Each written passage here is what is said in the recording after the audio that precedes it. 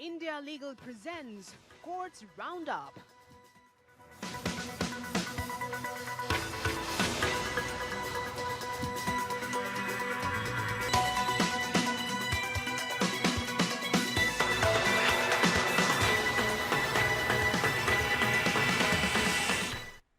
Courts roundup में आप सभी का स्वागत है। मैं हूं आपके साथ सपना। शुरुआत करते हैं बुलेटिन की। इस बुलेटिन में हम आपको सुप्रीम कोर्ट और हाई कोर्ट के तमाम बड़े मामलों से रूबरू कराएंगे। तो चलिए शुरू करते हैं courts roundup. India Legal presents Courts Roundup.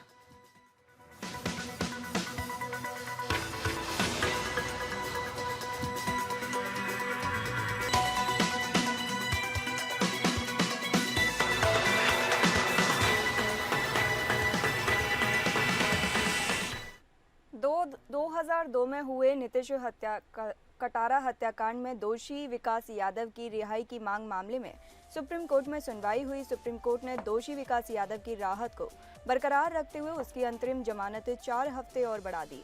अब वह अपनी बीमार मां के इलाज के लिए बाहर जा सकता है।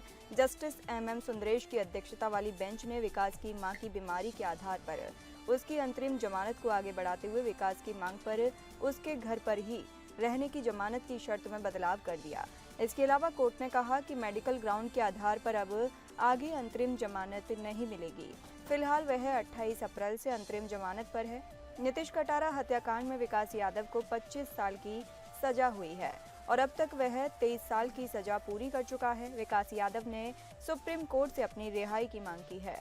विकास उत्तर प्रदेश के राजनेता DP यादव का बेटा है। उसके चचेरे भाई विशाल यादव को भी कटारा के अपहरण और हत्या के लिए सजा सुनाई गई थी। दोनों विकास की बहन भारती यादव के कटारा के साथ कथित प्रेम संबंध के खिलाफ थे, क्योंकि वे अलग अलग जातियों से थे। एक अन्य दोषी सुखदेव पहलवान को बिना किसी छूट के 20 साल की जेल की सजा सुनाई गई। इससे पहले दिल्ली उच्च न्यायालय ने विकास और विशाल यादव को निचली अदालत द्वारा सुनाई गई आजीवन कारावास की सजा को बरकरार रखते हुए दोनों को बिना किसी छूट के 30 साल की सजा सुनाई थी। उसने तीसरे दोषी पहलवान को 25 साल की जेल की सजा सुनाई थी। दिल्ली जेल प्रशासन ने पिछले साल यादव के आचरण को असंतोषजनक पाए जाने के बाद उसकी छूट की मांग को खारिज कर दिया था।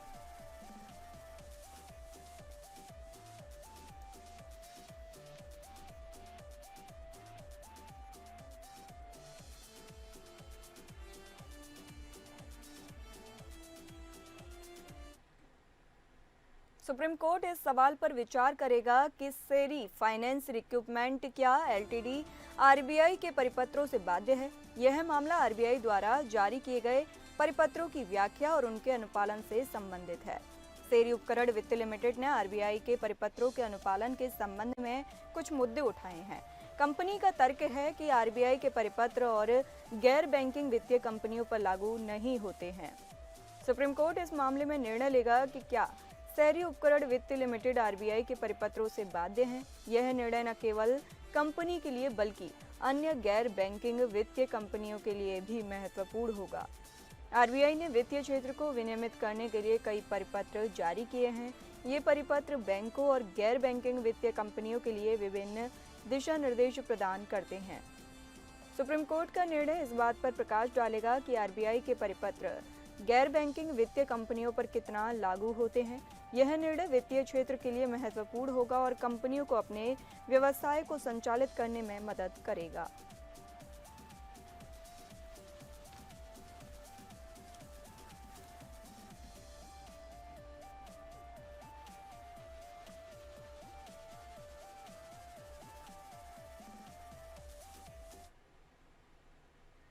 सुप्रीम कोर्ट ने अपने कर्मचारियों की भर्ती में अनुसूचित जाति और अनुसूचित जनजाति के लिए आरक्षण लागू किया है। बता दें, यह फैसला 23 जून 2023 से प्रभावी हुआ है, जिसमें SC के लिए 15% और ST के लिए 7.5% आरक्षण की व्यवस्था की गई है।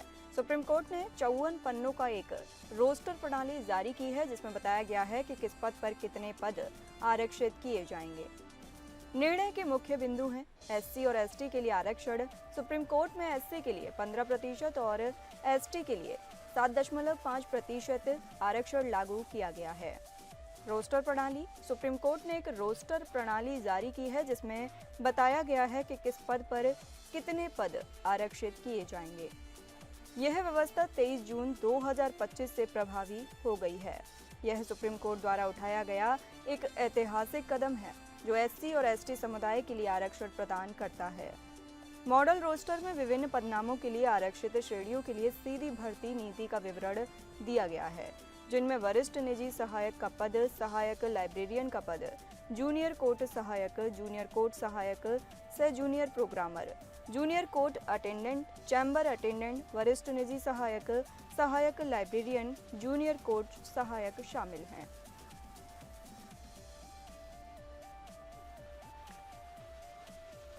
सुप्रीम कोर्ट ने अपने कर्मचारियों की भर्ती में अनुसूचित जाति और अनुसूचित जनजाति के लिए आरक्षण लागू किया है। यह फैसला 23 जून 2023 से प्रभावी हुआ है। इसमें एससी के लिए 15% और एसटी के लिए 7.5% आरक्षण की व्यवस्था की गई है।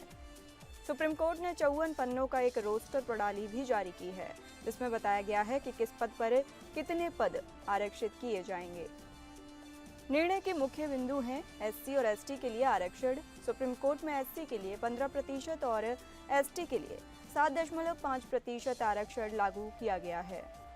रोस्टर प्रणाली। सुप्रीम कोर्ट ने एक रोस्टर प्रणाली जारी की है जिसमें बताया गया है कि किस पद पर कितने पद आरक्षित किए जाएंगे। यह व्यवस्था 23 जून 2025 से प्रभावी हो गई है। यह सुप्रीम कोर्ट द्वारा उठाया गया एक ऐतिहासिक कदम है जो एससी और एसटी समुदाय के लिए आरक्षण प्रदान करता है।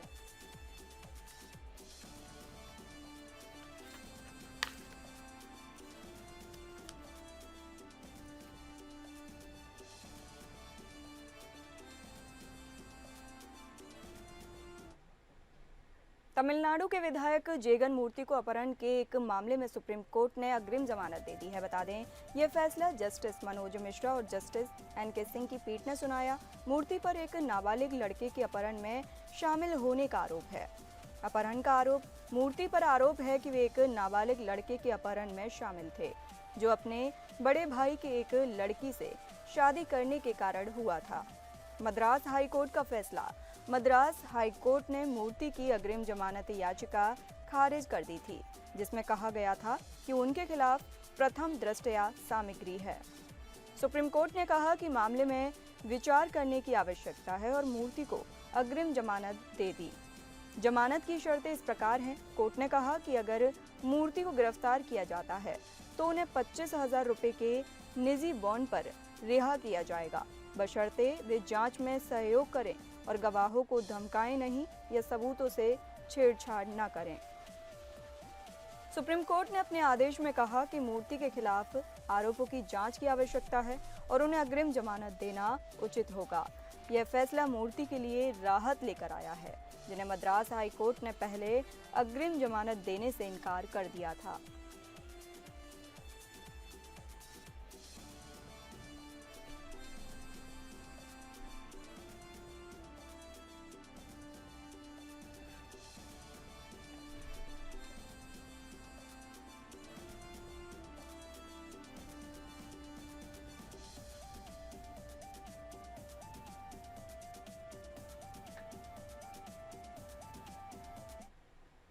प्रियदर्शनी मट्टू हत्या और बलात्कार के मामले में आजीवन कारावास की सजा काट रहे दोषी की समय पूर्व रिहाई के मामले पर दिल्ली हाई कोर्ट से फौरी राहत मिली है। दिल्ली हाई कोर्ट ने कारागार की सजा समीक्षा बोर्ड द्वारा दोषी संतोष सिंह की रिहाई नहीं करने के फैसले को रद्द कर दिया। हाई कोर्ट ने स्टेट रिहेबिलिटेशन बोर्ड या एसआरबी की सिफारिश को रद्द करते हुए कहा कि दोषी में सुधार हुआ है। साथ ही हाई कोर्ट ने एसआरबी को संतोष रिहाई के विषय में दोबारा विचार करने को भी कहा है। हालांकि हाई कोर्ट ने समय से पूर्व रिहाई पर कोई आदेश नहीं दिया। हाई कोर्ट ने कैदियों की दलीलों पर विचार करते समय एसआरबी द्वारा पालन किए जाने वाले कुछ दिशा निर्देश भी तैयार किए हैं। कोर्ट ने कहा कि एसआरबी को दोषियों की दलीलों पर विचार करते समय उनका मनोवैज्ञानिक मूल्यांकन करना चाहिए, जो इस समय मामले में नहीं किया गया। दरअसल दोषी संतोष सिंह ने समय पूर्व रिहाई की याचिका दाखिल कर दिल्ली हाई कोर्ट से एसआरबी द्वारा 21 अक्टूबर 2021 को हुई बैठक में की गई उस सिफारिश को रद्द करने का अनुरोध किया है जिसमें एसआरबी ने उसे समय पूर्व रिहा नहीं करने का फैसला लिया था। फिलहाल 1996 से उम्र कैद की सजा काट रहा है। सिंह 1996 में लॉ स्टूडेंट प्रियदर्शनी मट्टू से रेप के बाद उसकी हत्या के मामले में उम्र कैद की सजा काट रहा है। जस्टिस नरूला ने 14 मई को सिंह की याचिका पर फैसला सुरक्षित रख लिया था। सिंह ने अपनी 2023 याचिका में दिल्ली की जेल के सजा समीक्षा बोर्ड एसआरबी द्वारा 21 अक्टूबर 2021 को हुई बैठक में की गई उस सिफारिश को रद्द करने का अनुरोध किया जिसमें उसे रिहाई संबंधी उसकी मांग को ठुकरा दिया गया था। सिंह का पक्ष रख रहे सीनियर एडवोकेट मोहित माथुर ने दलील दी थी कि सिंह को उम्र कैद की सजा सुनाई गई थी और वह पहले ही छूट सहित 25 साल की कैद काट चुका है।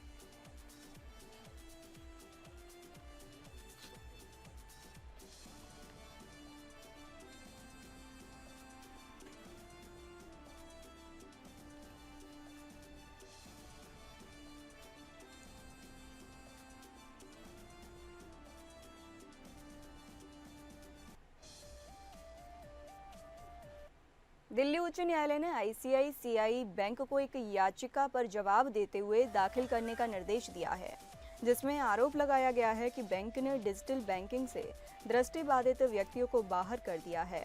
एक याचिका में आरोप लगाया गया है कि आईसीआईसीआई बैंक की डिजिटल बैंकिंग सेवाएं दृष्टिबाधित व्यक्तियों के लिए सुलभ नहीं हैं। याचिकाकर्ता ने तर्क दिया है कि यह दृष्टिबाधित व्यक्तियों के अधिकारों का उल्लंघन है और बैंक को अपनी डिजिटल सेवाओं को अधिक सुलभ बनाने के लिए कदम उठाने चाहिए। दिल्ली उच्च न्यायालय ने आईसीआईसीआई बैंक को इस याचिका पर जवाब दाखिल करने का निर्देश भी दिया है। न्यायालय ने बैंक से पूछा कि वह दृष्टिबाधित व्यक्तियों के लिए अपनी डिजिटल सेवाओं को अधिक सुलभ बनाने के लिए क्या कदम उठा रहा है। दृष्टिबाधित व्यक्तियों के अधिकारों की रक्षा करना एक महत्वपूर्ण मुद्दा है। न्यायालय का यह निर्देश सुनिश्चित करेगा कि बैंक दृष्टिबाधित व्यक्तियों के लिए अपनी सेवाओं को अधिक सुलभ बनाने के लिए कदम उठाए।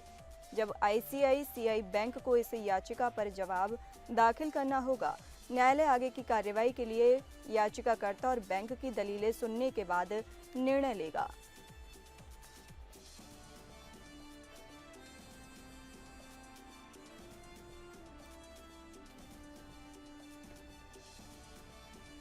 पर एमएस धोनी का कैप्टन कूल ट्रेडमार्क का आवेदन स्वीकार कर लिया गया है। धोनी ने अपने नाम और छवि की व्यावसायिक उपयोग के लिए व्यापक सुरक्षा सुनिश्चित करने के लिए कई ट्रेडमार्क आवेदन दायर किए हैं। यह कदम उनकी ब्रांड वैल्यू और व्यक्तिगत पहचान की रक्षा के लिए महत्वपूर्ण है। जून 2023 में दायर ट्रेडमार्क आवेदन को इस साल जून में ट्रेडमार्क रजिस्ट्री कोलकाता कार्यालय द्वारा स्वीकार कर लिया गया और विज्ञापित भी कर दिया गया। आपत्तियां आमंत्रित करने के लिए ट्रेडमार्क को 16 जून 2025 को जनरल में प्रकाशित किया गया। अगर 16 जून से 120 दिनों के भीतर किसी के द्वारा ट्रेडमार्क पर कोई आपत्ति या विरोध नहीं उठाया जाता है तो इसे मंजूरी दे दी जाएगी। ट्रेडमार्क आवेदन कैटेगरी 41 के तहत किया गया है, जो शिक्षा, प्रशिक्षण, मनोरंजन, खेल और सांस्कृतिक गतिविधियों से संबंधित एक श्रेणी है। धोनी ने खेल, प्रशिक्षण और कोचिंग से संबंधित क्षेत्रों में कैप्टन कूल पर अधिकार सुरक्षित करने के लिए आवेदन किया है। कैप्टन कूल ट्रेडमार्क दिए जाने के बाद धोनी के अलावा कोई भी व्यक्ति खेल और मनोरंजन से संबंधित क्षेत्रों में कैप्टन कूल का व्यावसायिक रूप से उपयोग नहीं कर सकता है।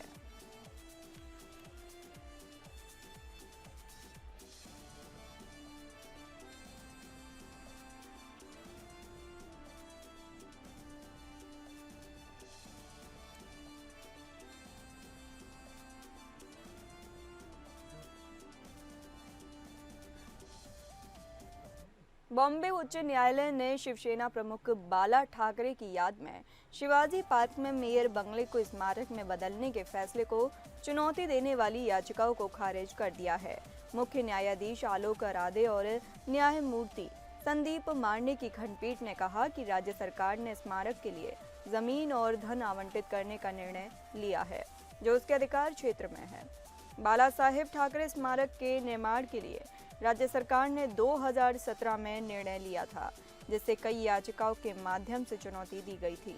उच्च न्यायालय ने याचिकाओं को खारिज करते हुए कहा कि सरकार के निर्णय में कोई अवैधता नहीं है।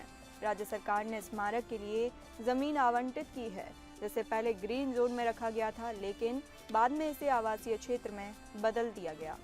मेयर बंगला एक विरासत संरचना है जिसे संरक्षित किया जाएगा और स्मारक के हिस्से के रूप में विकसित किया जाएगा। उच्च न्यायालय के इस निर्णय से बाला साहेब ठाकरे स्मारक के निर्माण का मार्ग प्रशस्त हो गया है।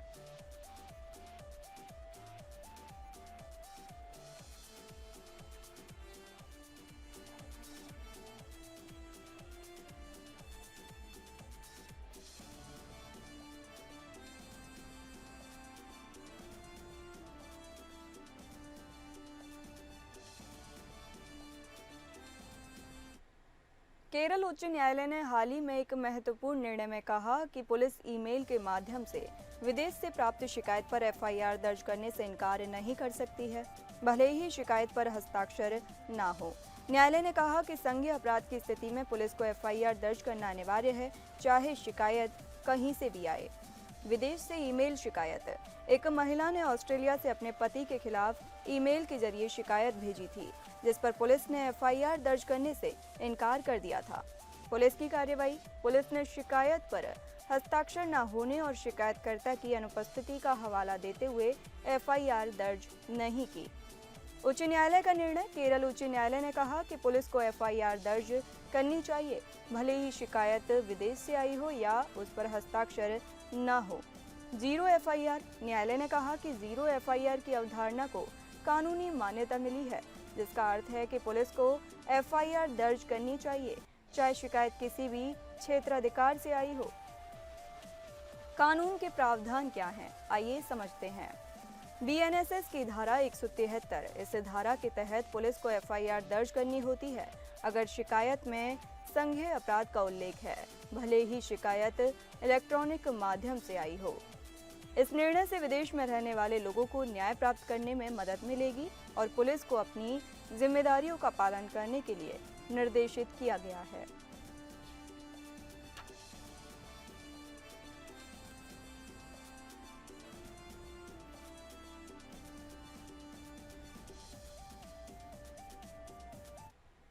फिलहाल कोर्ट्स राउंडअप के बुलेटिन में इतना ही। नमस्कार। India Legal presents Courts Roundup.